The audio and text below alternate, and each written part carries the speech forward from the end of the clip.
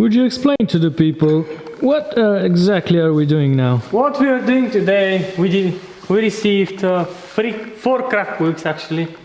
3 of them are XXR. Basically, that particular one was cracked on 3 different places. We cut it with a grinder. We used the grinding tools to make the groove, to clean the paint. Yeah, when you're welding, you're gonna see it's very dirty. But after that, we're gonna grind it down. I'm gonna try to get as much as possible flat surfaces and the wheel to look like it's never been touched. But let's see how it's gonna turn up that one with the welder. I'm not the best welder. I'm still learning a lot of things, so please don't judge me. Okay, we promise we won't.